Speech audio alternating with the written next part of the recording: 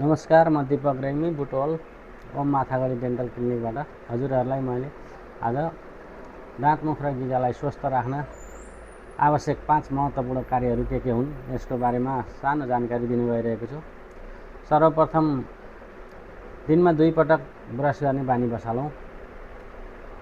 बिहान खाना खाइसकेपछि र राति सुत्नुभन्दा अगाडि दिनमा 2 पटक नरम ब्रस अनि फ्लोराइड युक्त मञ्जन प्रयोग गरेर 2 मिनेट कमसेकम पनि 2 मिनेटदेखि 3 मिनेटसम्म ब्रस गर्ने बानी बसालौँ। यसले गर्दा हाम्रो दाँत मुख र गिजालाई स्वस्थ राख्न मद्दत गर्छ।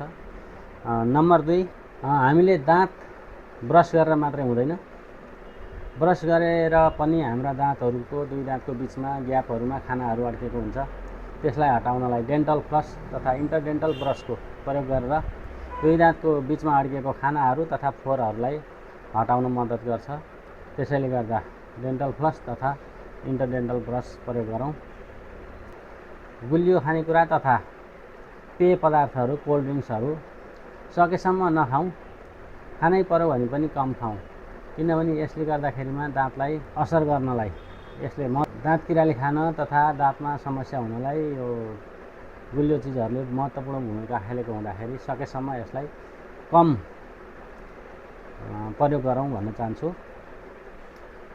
नम्बर 4 मा हामीले चाहिँ धुम्रपान, मदिरा तथा सुर्तेजन्य वस्तुहरू प्रयोग नगरौँ, किनभने यसले गर्दाखेरि हाम्रो दाँतहरूलाई प्रत्यक्ष तथा अप्रत्यक्ष रूपमा धेरै असर गरिरहेको हुन्छ। दाँतहरू पहेँलो हुँदै जाने है, त्यसपछि दाँतलाई क्यान्सर हुनसम्म पनि यिनीहरूको कारण हुन सक्छ। त्यसैले गर्दा समयमै ठुलो समस्या हुनभन्दा बरु पहिले नै दाँत मुख र गिजालाई हेरचाह गरौँ। मदिराजन्य चिजहरू, सुर्तीजन्य चिजहरू, धुम्रपानहरूबाट टाढै बसौँ, अरूलाई पनि बस्न पठाउँ है। नम्बर 5 मा प्रत्येक 6 महिनामा हामी डेन्टल क्लिनिकमा गएर चिकित्सकलाई भेटेर आफ्नो दाँत मुख र गिजाको अवस्था कस्तो छ बुझौँ। त्यसपछि समस्याहरू रहेछ भने उपचार गर्नतिर लागौँ। यो 6 महिनामा दन्त चिकित्सकलाई भेट्ने एउटा नियम बनाऊ, जसले गर्दाखेरि सुरु हुन लागेको अवस्था र भइसकेको अवस्था थाहा हुन्छ र यदि सुरु हुन लागेको रहेछ भने त्यसलाई चाहिँ उपचारतर्फ जान सकिन्छ। पछि गएर समस्या भइसकेपछि उपचार गर्नुभन्दा समस्या हुनै नदिनु हाम्रो चाहिँ मूल मन्त्र हो। त्यसैले गर्दाखेरि प्रत्येक 6 महिनामा हामीले चेकअप तथा परामर्श लिन्छौँ।